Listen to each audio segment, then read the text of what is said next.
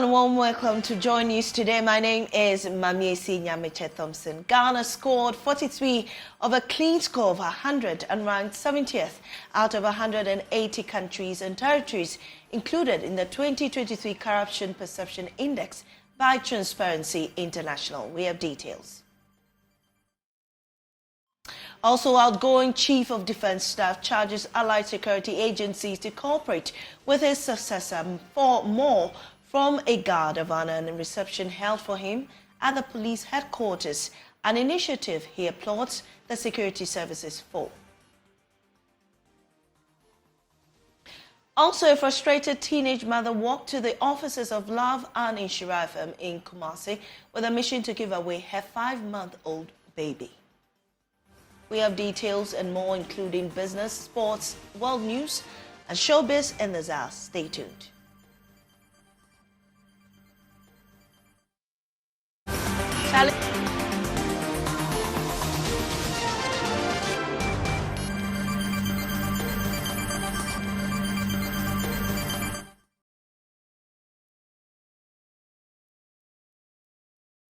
Welcome back. In our first story, if we suppress the truth and fail to prioritize integrity, we dim the beacon of justice. These are the sentiments expressed by the Special Prosecutor, Kisei Jaben, during a roundtable discussion in the 2023 Corruption Perceptions Index. Mr. Jaben lamented the findings of the index, characterizing the country's score as deeply disappointing. For the second consecutive time, Ghana maintained a score of 43 out of 100 in the Corruption Perception Index. The Special Prosecutor expressed concern, stating that these results underscore the country's stagnation in its battle against corruption.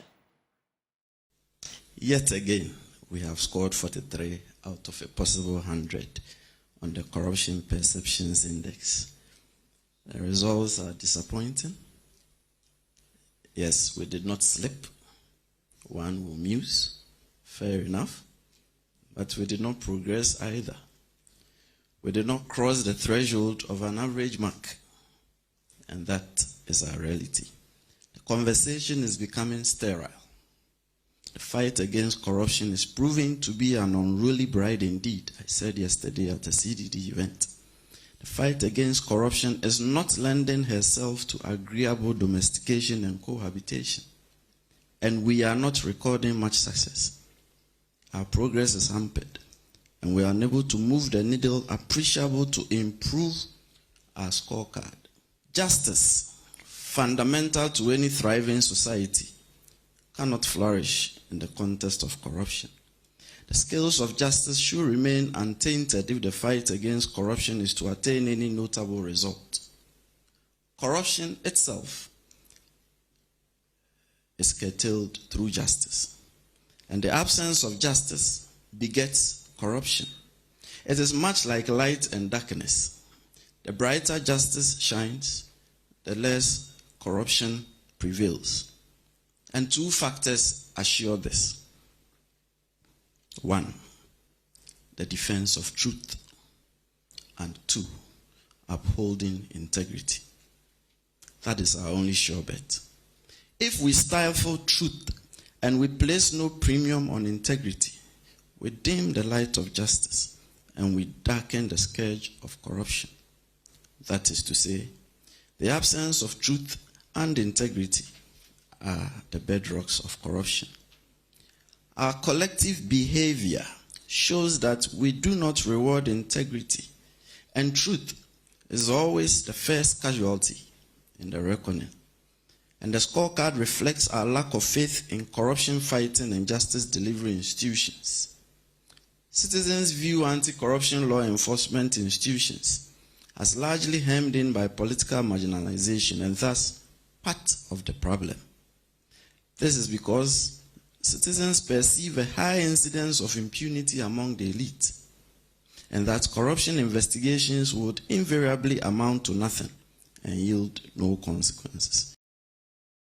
Well, Executive Director of the Ghana Integrity Initiative, Mary Ada, also expressed the same sentiments, saying Ghana's score is not good.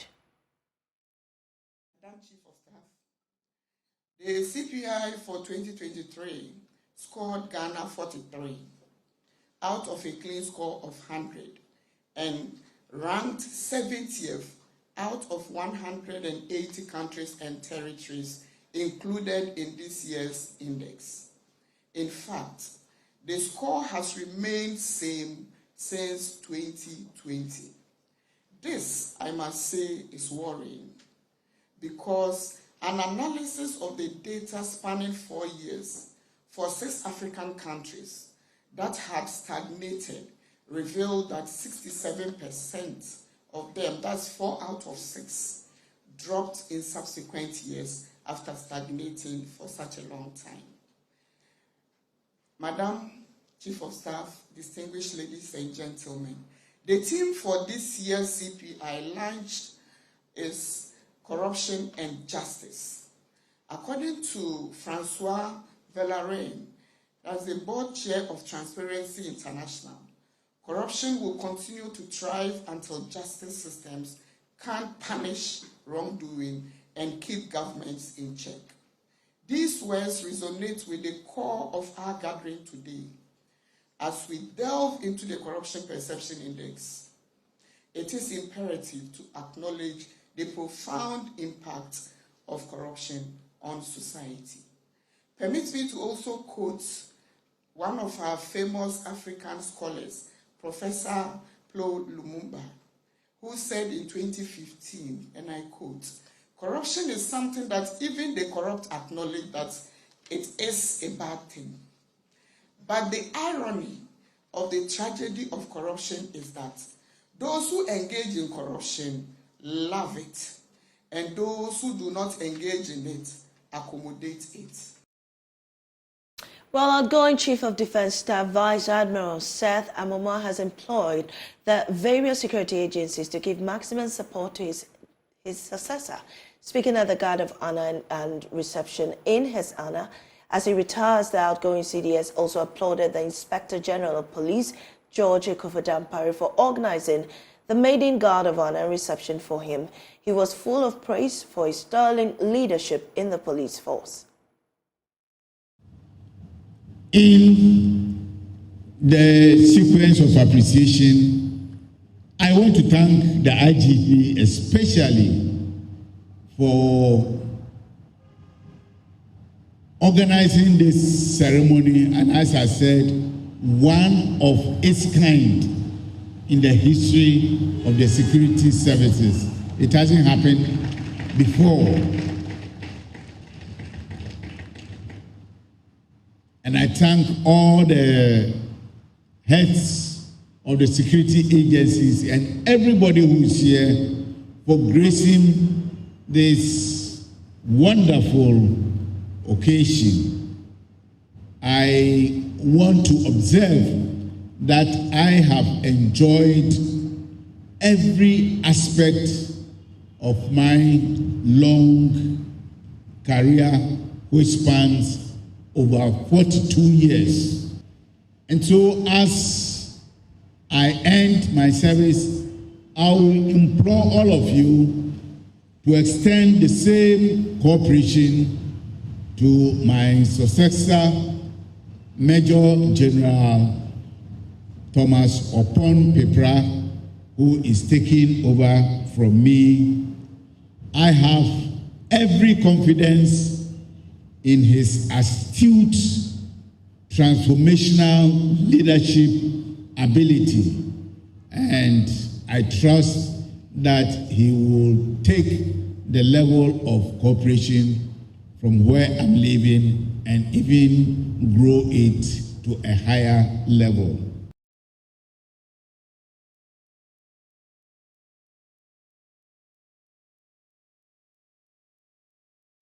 The IGP, Dr. George Ekufuor-Dampare, thanked Vice Admiral Seth Amoma for his service and for taking care of him as a son as well. For decades of his service to our dear nation, we will be retiring honorably and deservedly in a few days from now.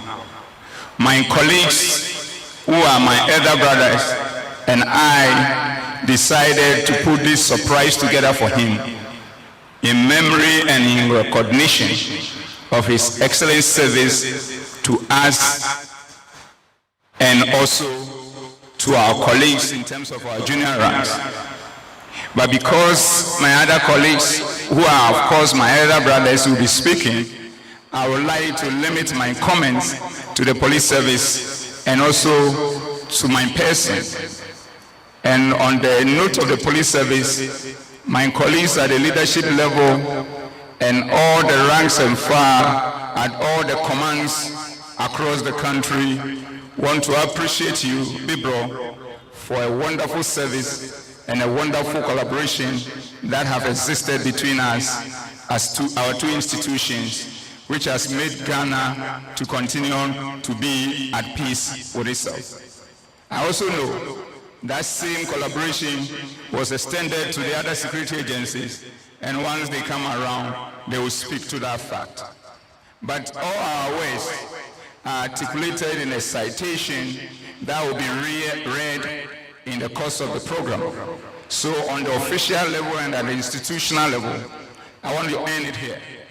But on the personal level, and I pray that I don't become emotional, you took me as a kid brother, and you have nurtured and guided me, and you have made me feel whole. And I cannot hide this and say that only to you in private. But I want everybody to know that you are a true gentleman, you are a true friend, and a true elder brother. That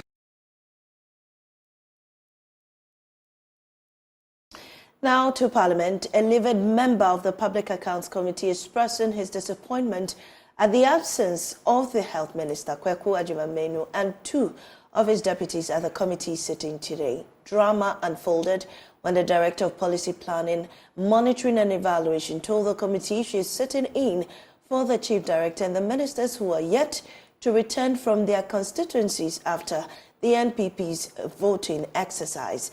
We'll get to hear how the matter was subsequently resolved, but first, listen to the Director, Emma Ofori Agyeman.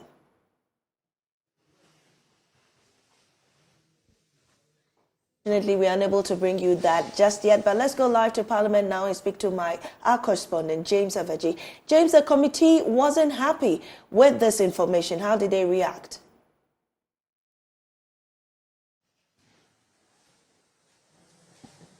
Yes, Mamiesi. So, I mean, when the Deputy Director in charge of Policy Planning, Monitoring and Evaluation introduced herself to the committee, she indicated that she would be standing on behalf of the Chief Director of the Ministry of Health, as well as the Minister, Kweku Agyeman-Manu, as well as his two deputies. Her explanation was that the minister is yet to return from the constituency after Saturday's primaries, NPP parliamentary primaries, and that includes the two deputy ministers who also contested in their various constituencies. Now, a member of parliament for Bole Bamboy, Honorable Sulemana, on the instance, or on the spot, retorted to the explanation. He asked permission from the chairman and expressed his disappointment and anger at that information. According to him, there are members on the committee, sitting on the committee today, who have also contested in the election that came off on Saturday. And so he did not understand why the minister, the two deputies, as well as the chief director of the ministry should be absent at the sitting. He requested that their presence, they come to the committee before the committee hears them.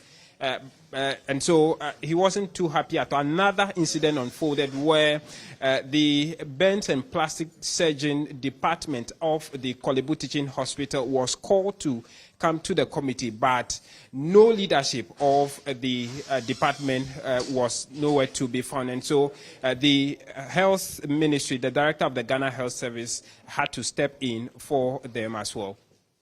But really, how was this issue resolved? Was there anything said to that effect, especially with the health minister and his two deputies?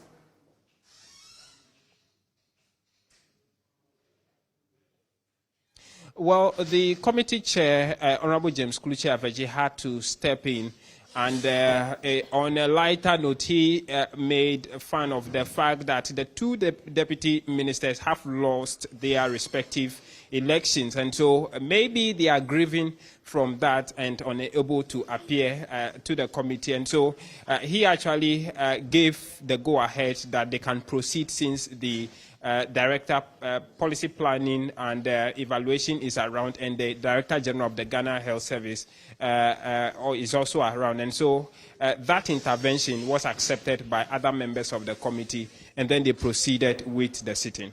But who else is on the committee now? What more do we know?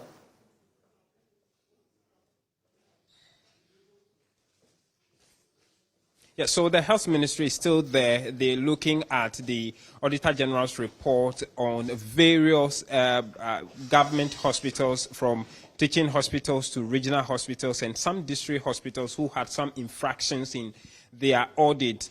Key issues that have been coming up are about unserviced bonds, where various hospitals gave a study leave to their workers who have gone outside to study, or even within the country who have migrated out of the country. You remember the outflow of health personnel, especially nurses. Most of these nurses, according to the report, have been given either study leave or have been given some funds to go and study and return, but most of them, when they go, are not able to return. The instance of two key ones from the Pantine General Hospital as well as the Sege Hospital, the response from the ministry or the Ghana Health Service is that they are liaising with Interpol as well as IOCO to retrieve some of the money. And so most of the infractions, I would say, have been corrected by the ministry.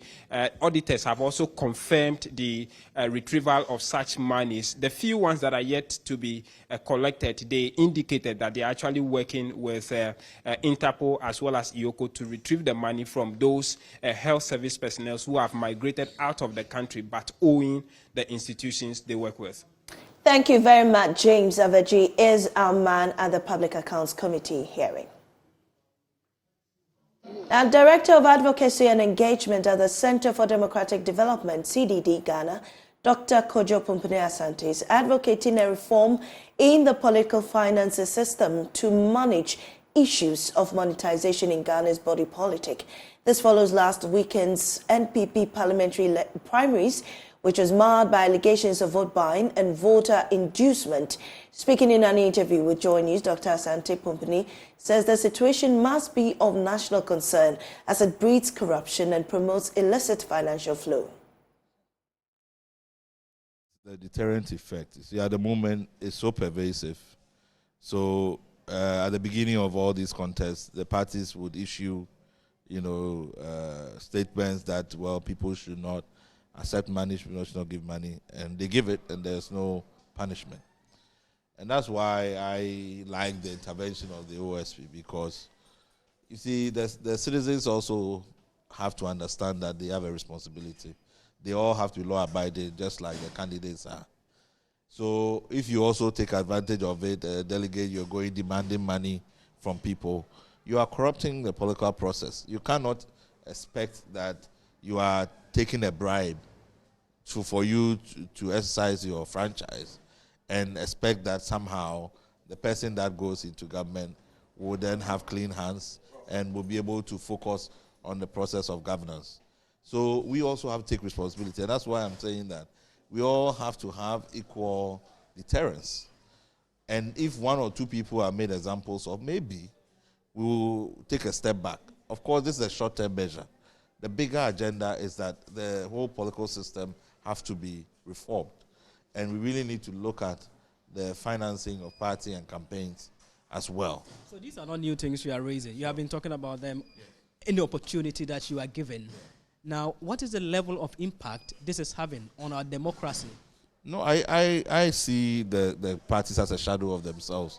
It's really about money now. And, once you have parties where it is really the highest bidder, then it means that, the party philosophy, commitment, whatever, all gets lost.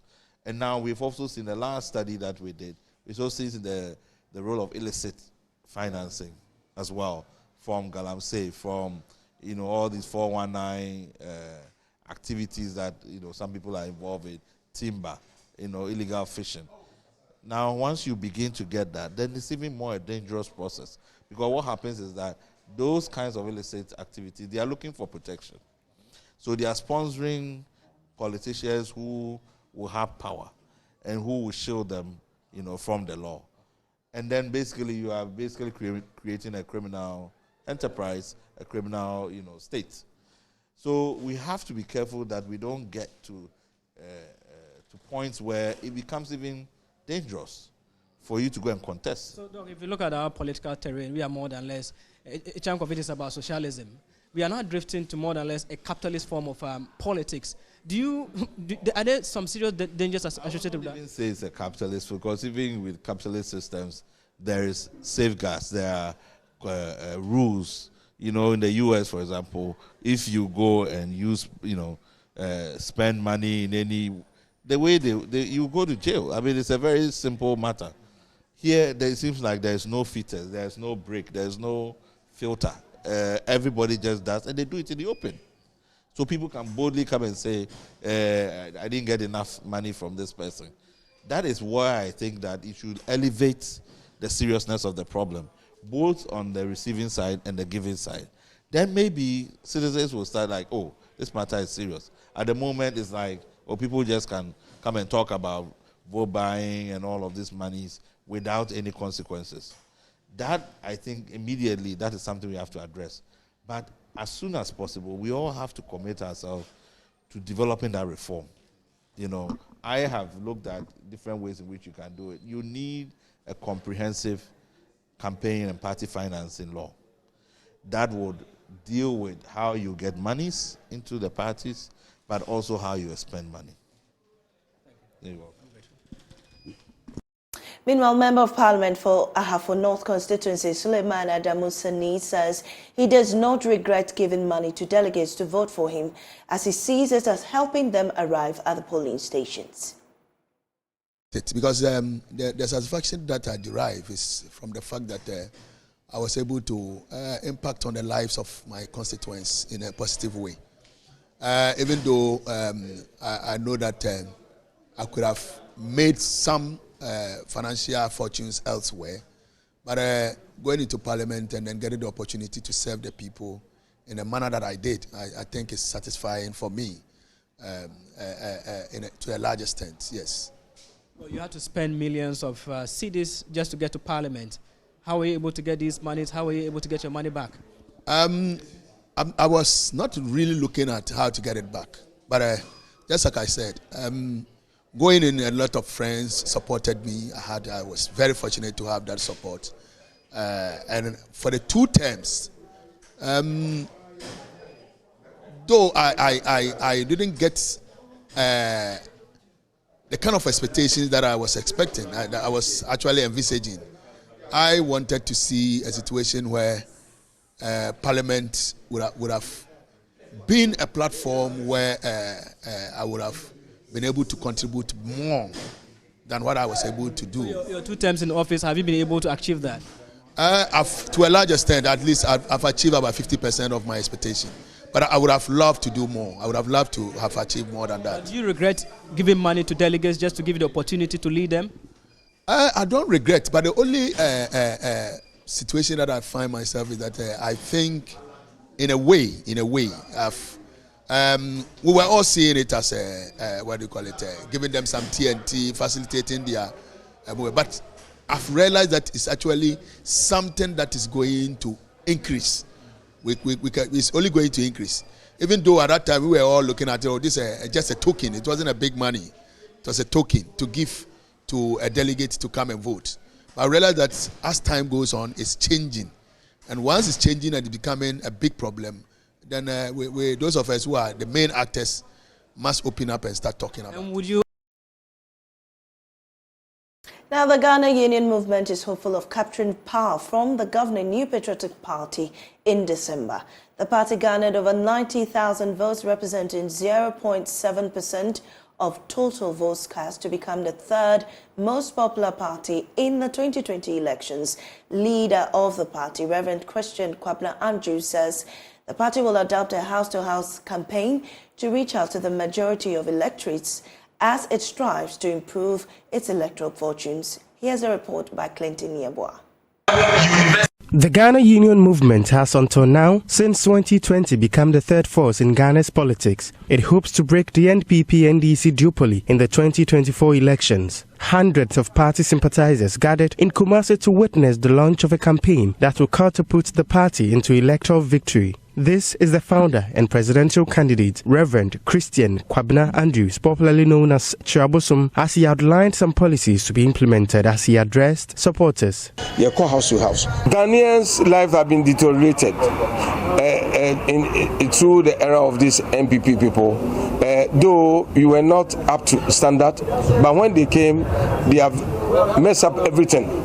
Everything have gone down to the drain. Things are very bad now. So we need to continue to educate Ghanaians and tell them that they should vote for GUM.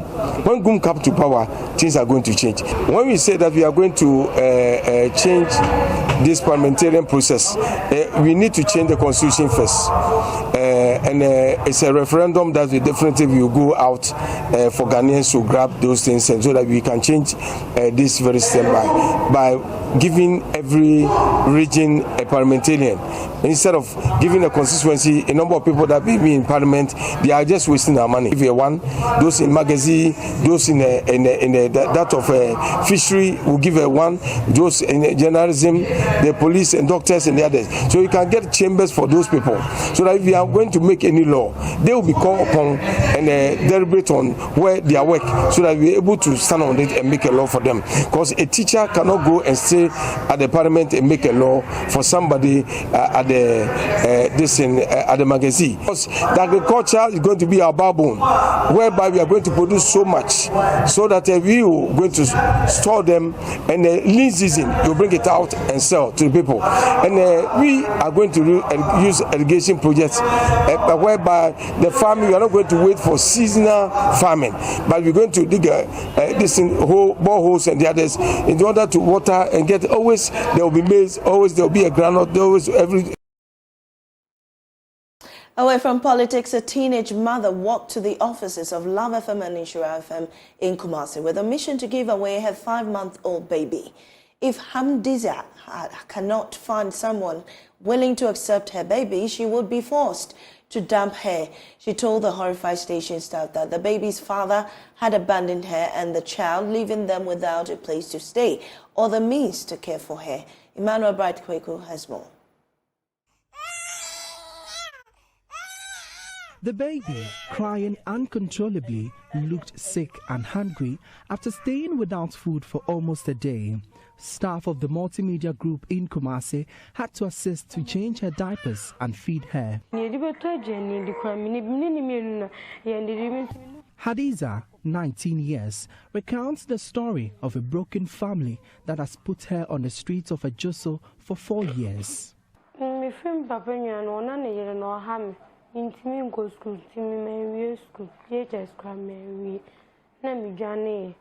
Nam se merishe mami timbai na me mami di woni tefe na menima na me de baaje so timbai mami to mami na me to mami nwia mami nwia na je mi afde mami baaye wanu nsabu no bobo mi mami nwia no dua na mami nwia se sa de on hye mi bi na mami ta me kokwan. My uncle's wife used to worry me, so I left there. I couldn't even complete JHS, so I came to Kumasi to look for my mother. My mother's boyfriend sacked me to the streets. I was raped by a gang of men, and a man saw me and provided me with a job.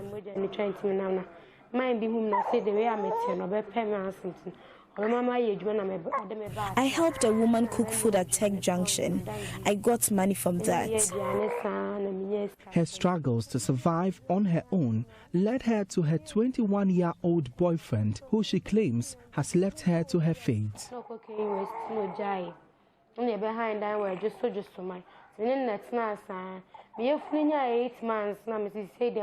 I stayed with a guy for a while at Ajosuman and I became pregnant. He forced me to work with my pregnancy. One day, I caught him with a lady in bed and he sacked me with my baby when I complained. Na yɛsesa yɛ nneɛma firi ne dan mu. Ti me sesa firi ne dan mu na me de ba kurofum. Ti me kɔ kurofum girls bi nso am kɔ shom nso am ba ahyew. Na me sesa me ne ɔmo am ba ahyew di a. Ɔmo bɛyɛ ɔmo bɛpam na me so me firi hɔ no. Ti hɔ na me ka se me po obi de me ba na man. She claims the family of her supposed boyfriend had threatened her not to come near them.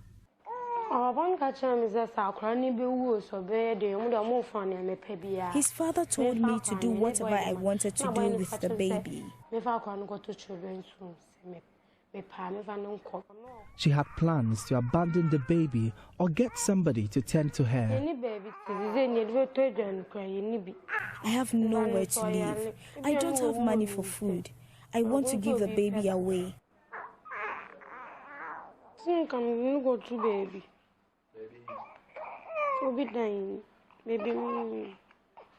Hadiza says an abode in a capital to start her popcorn business would suffice to fend for herself and her baby. Ashanti Regional Director of Social Welfare, Patrick Nawa, is assisting for mother and the child to access shelter and care. His department will commence an investigation into the matter. Yene residential home for children nubi akasa. Ya frame you safe child advocacy. No ma akasa. Omojino for tempera. Nti omo so omoji omotimi do omoko hospital mwedidi no ma ahwe abafra ne ne maame kama. Ye be ye report. Na ye di akire ahwehwe be ma kro na. For Joy News, my name is Emmanuel Bright Kweku. You're listening to Joy News today. We'll be right back with business.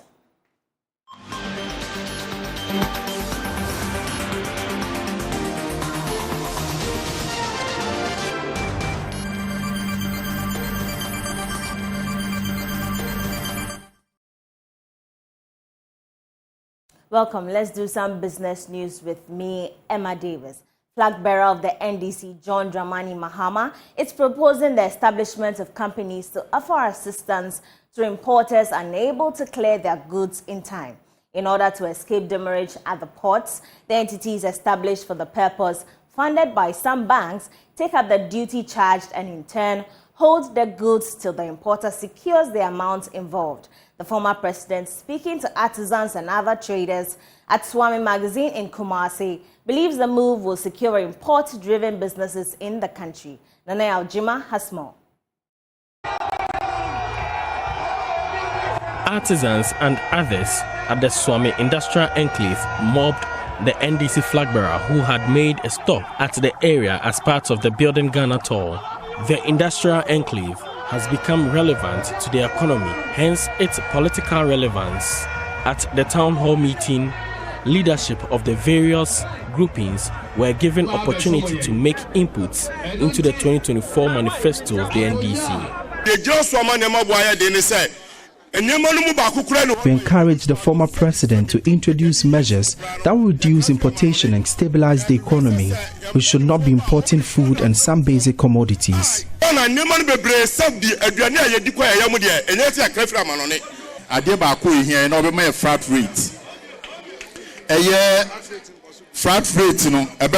We want him to help introduce a flat rate policy to reduce the import duty. The dollar should be stabilized. The act governing the trade should also be strengthened. Dollar rate no eso obehwe amaye. Na enei ohwa magazine ha adane afie nkoa. Eti ba bia yeti adwuma nyina yetutu yen. Ama sese yenya ba bi ntina yen adwuma. Ne monsusie no. Hikes in import duties and the attendant risk to businesses were paramount to the people here. Mr. Mahama assured of plans to offer some support for importers to escape demurrage. Companies bia yebema banks among muska.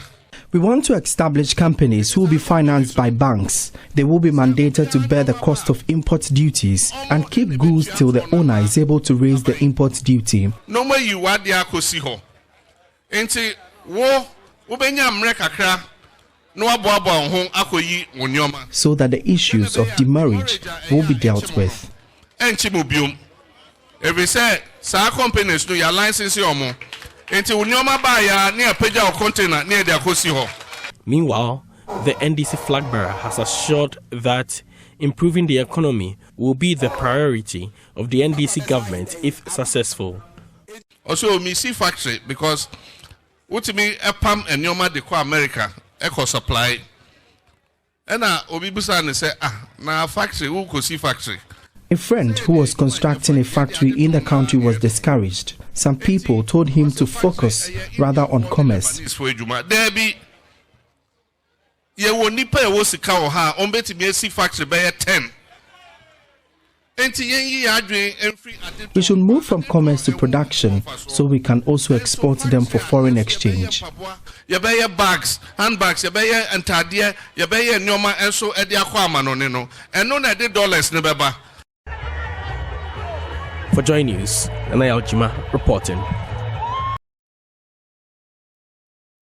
Still in the Ashanti region, the Chima Kwamuma Rural Bank is working on strengthening its online banking presence to ease the difficulty in accessing deposits and loans for business and personal purposes. Chief Executive Officer of the bank, Samuel Bonsu-Setro, says investors and stakeholders are being engaged to enhance products and services on the bank's mobile app.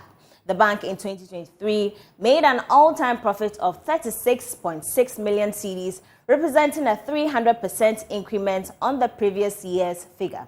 There is more in this report.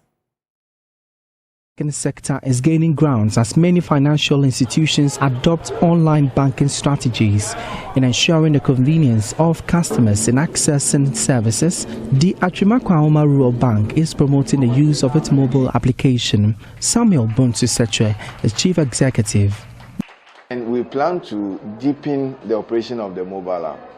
We have engaged other stakeholders who have brought on added products onto the mobile app that we are currently operating.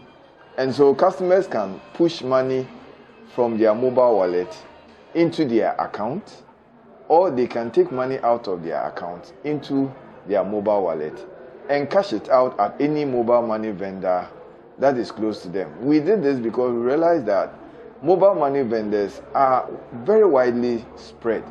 And with the mobile app, it means that customers can do banking in the convenience of their neighborhoods, and sometimes even in the convenience of their rooms, because you can have a mobile money vendor right beside your window. And so we have brought banking very close to our customers through the mobile app, and we'll continue to deepen this. Despite the country's challenged economy, the Achimakwaoma Rural Bank recorded a profit of over 36 million Ghana cedis. This is a 300% increase on the figure recorded in the previous year and an all-time high gain since the bank's establishment 40 years ago. That'll be all for business. My name is Emma Davis. For more business news, do log on to myjoyonline.com. Up next is sports. Please stay.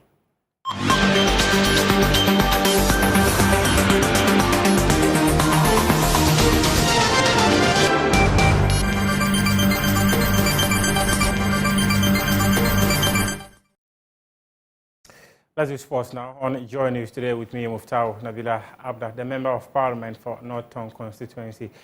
Samuel Okojojo-Ablakwa has revealed that the Ministry of Youth and Sports budgeted about $8.5 million for Ghana's participation in the African Cup of Nations. According to him, the Chief Director of the Sports Ministry on January 2 wrote to the Finance Minister to release about $5 million for the first phase of Ghana's participation in the tournament. There's more in this report by my colleague, Daniel Cranton. The North Tongue MP, Samuel Okojojo-Ablakwa, claims an amount of $8.5 million was set aside for the Black Stars' participation in the continent's flagship tournament. According to him, the figure excludes the $1.5 million spent during the AFCON qualifiers. The figure, $8.5 million, is contained in an intercepted letter from the Ministry of Youth and Sports dated 2nd January 2024, posted on the parliamentarian social media accounts. The letter, addressed to the Minister of Finance, requesting part payment of $5 million from the Black Stars' total budget of $8.5 million, is signed by the Chief Director of the Ministry of Youth and Sports, Mr. William Kati, on behalf of the Sports Minister, Mustafa Yusuf. The winner of the AFCON stands to gain $7 million, $1.5 million more than Ghana's alleged budget.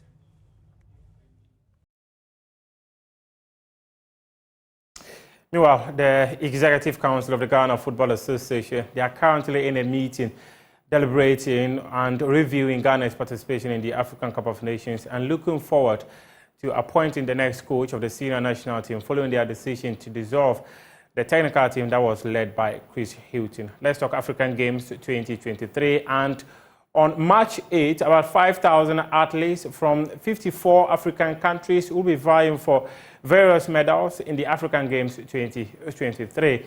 The Legon Stadium is expected to be one of the venues that will be hosting most of the actions. My colleague, Fenty Utahiru, was at the Legon Sports Stadium and comes through with this report. Back in November last year, during a 100-day countdown event, Minister for Youth and Sports, Mustafa Yusuf, said all facilities would be completed and handed over by the end of December 2023. Contractors are all expected to hand over the facilities in December. And most of the contractors, especially the Games Village, the contractor is done. We are just waiting because some of the students are still here. That is why the contractor is still on site. Once the students leave, the contractor will put the finishing touches and the games. The University of Ghana has revised the academic calendar for us to be able to host the game. This was a message re-echoed by chairman of the local organizing committee, Dr. Ofosu Asare, who went a step further to claim that January 2024 would be used to test the facilities. Before, what you saw today, what does it tell you? It tells you that we've come very far, and they are committed. They're working day and night, working around the clock, and they have assured us that come end of December, they're going to hand over the facilities to us. The same thing applies to Concert over here and Mawums where we're standing, and they'll be handing over the facilities to us, and we'll use January and February to carry out the test. But at the end of January, no single facility has been fully completed, and none has certainly been handed over. The Legon Sports Stadium will be the center of the Africa Games. It will be the host of the track and field event, which is the biggest attraction of the 26 sporting disciplines that will take place here in Accra. But with 40 days to the start of the competition, very important aspects of the stadium infrastructure remains uncompleted. And despite contractors working day and night, there is a critical nervous race against time to finish the project. Grounds have been prepared for the tartan tracks to be laid, and despite the tartan material arriving weeks ago, the actual laying has yet to begin inside the stadium. And that work could take weeks to finish. Groundsmen are also still busy restoring the pitch, which will host football games as well as field events. That's your sports for now. We do have more sports stories on myjoyonline.com. We appreciate your time.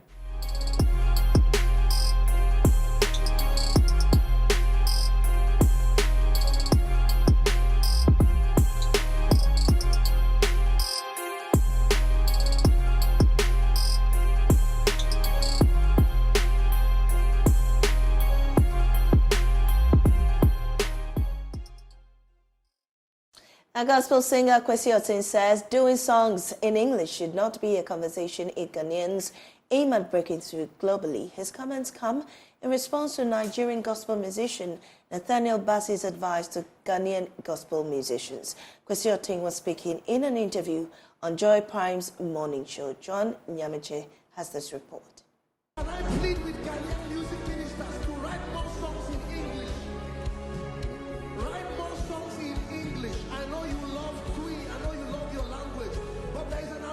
His admonishment did not go down well with many Ghanaians. You are playing their song, you are making them popular. You are making their concerts sell out in Ghana. If this same gesture is done for our own people, or if this same gesture is done for us in their country, trust me, we wouldn't be talking about English pushing artists onto the front. So for me, I think this prophecy was inspired by guilt. However, gospel musician Kwesi Oten sees nothing wrong with Nathaniel Bassey's advice. It was a great statement he made. I think what Nathaniel would be saying is that support songs in English. Me, that's the thing I came to meet. When I came, Ghana was traditionally biased. We were traditional music controlled. And then I emerged, and then new faces of gospel musicians were emerging. Of course, now there's an international platform to take advantage of.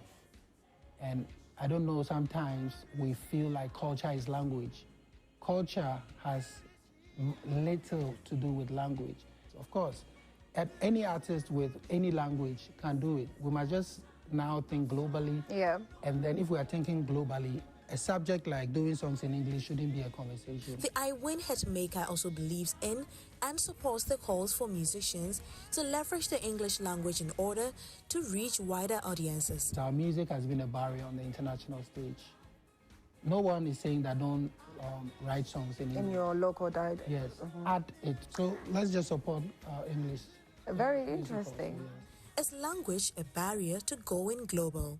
This debate may linger for a while. Juan Yama's report read to you.